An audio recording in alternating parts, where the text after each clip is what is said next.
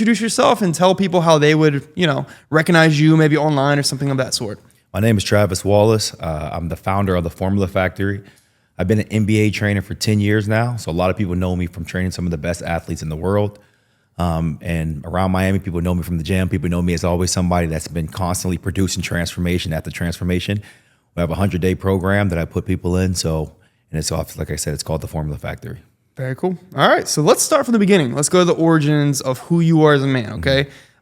Give me a breakdown of where this all started, where fitness got introduced to you in the earlier stages of your life. You're gonna way open back. Up, you're gonna open up some skeletons. There we go. Born in Boston, Massachusetts, at the age of 10, my dad got sent to prison for life. So my dad does his life sentence in prison. I was in Boston, Massachusetts, and my mom's like, let's start over. We moved to Atlanta, Georgia. So I always grew up in the single parent household with just my mom. That was kind of like what I thought my life was just gonna be, like just this kid who, watching all his friends play with their dads and their families and going to practice. I never had that type of lifestyle. It was just me, my mom, whatever it is for me to be okay, that's what it was. But it was never like that dad push or anything I've ever had. So once I started playing basketball, I got pretty good at it. Went to University of North Florida, and I was on scholarship and ended up going playing pro in Finland and Slovakia. Now, once I get to Finland and Slovakia, I'm like, man, I'm not making life-changing money. I'm living in not Finland, but Slovakia, third world country. I'm like, man, I don't know if I want to do this for the rest of my life. I'm making like $2,500 a month. And I'm like, man, I can go work at anywhere and make that back home. But, it's the love of the game. So where it gets interesting why I do what I do and why I'm so passionate about it, once I came back home, I was depressed. My whole life, I've been known as an athlete. Like, that's all when you're an athlete, you identify yourself as that. Like, hey, what do you do? I'm an athlete. Like, that's who you are. But now that it's stripped from you, who do you become? So when I sat there, I get home and I'm living in my mom's basement. I'm playing video games all day, and I get a job at Home Depot. So this is like 2016. This is not far removed, So it's like 2016. I'm in Home Depot working in the lumber department, aisle 17. I'll never forget. Orange apron, gloves on, and I would always wear a hood over my face because this was a local Home Depot of where I went to high school at. Because I'm living back home with my mom. So people would come in like, Travis, is that you? Like, I thought you was in Europe playing. Had all the excuses in the book. Oh, my knee, my back. I just felt out of love of the game of basketball. And I'm like, I don't want to be living in these countries playing. And just kind of didn't know who I was, extremely depressed, just lost. And what I started to do after my work shifts from 6 a.m. to 2 p.m., I would just go to the gym. Now, I played college athletics, so I was like, we worked out, but I was always forced to do it. It was a part of the game. Right. And all of a sudden, I had to go to Home Depot, and every time I'd walk into the gym, all that emotion and that baggage that I was holding on to would just be let go for those 45 minutes to an hour and a half. Like, nothing mattered, that I was just cutting wood for the last 8 hours when I thought I was going to be this big time basketball player. Mm-hmm. So when I would leave, I would obviously I would feel like I picked everything back up. And I'm like, every time I go in that place, none of it matters for some odd reason.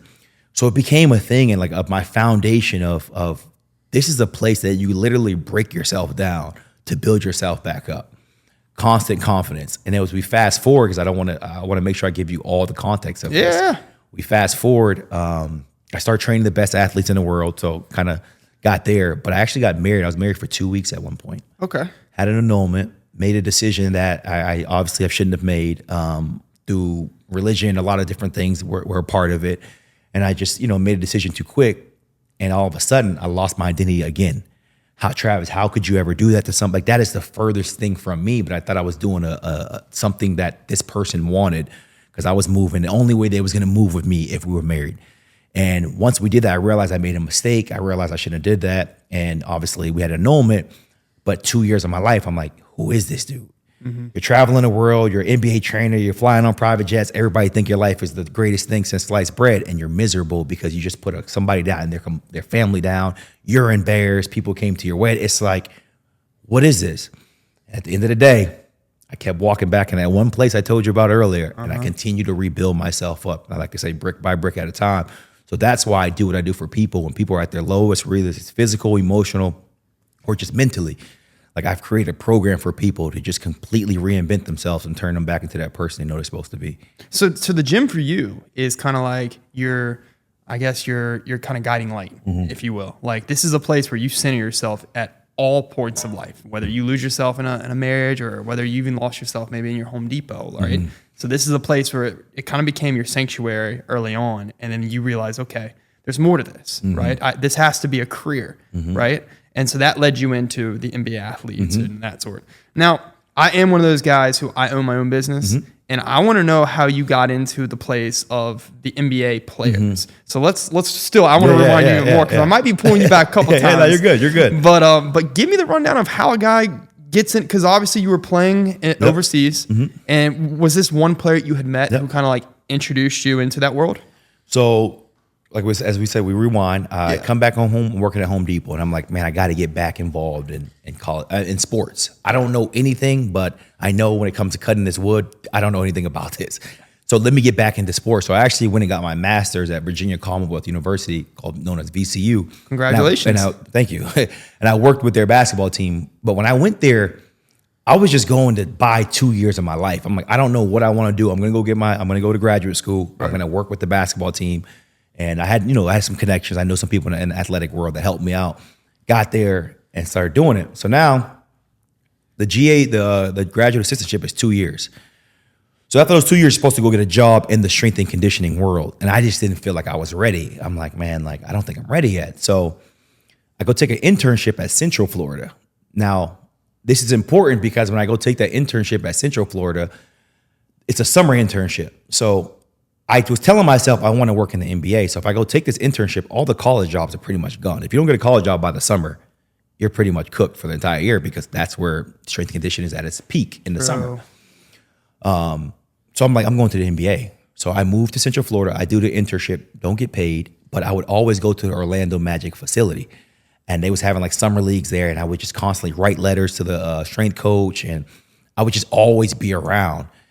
And long story short, they had built a G League team, a minor league team, and they offered me the job. I didn't take it because through somebody I knew, an NBA player, Kyle Lowry, had called somebody that I knew, one of those types of things. And the guy was like, hey, there's this guy at Central Florida. I think he'd be a perfect fit for it. And let me tell you why I was the perfect fit.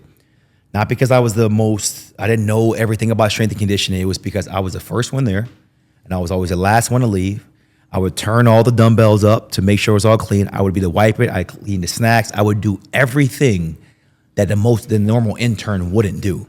And I've kind of carried that throughout the business. It's like, business is simple, but it's just people look at it as so complex. It's like, yo, you have to do the things that most people wouldn't do. And the more you do that, all of a sudden, you start to see, the fruits of your labor. So that's kind of how I got into the NBA. It wasn't like some random guy, he was just like, hey, I'm looking for a guy to travel with me, move to Toronto, do all this stuff. And the guy was like, man, I got this guy here that I think you would love. And I rode that for 10 years.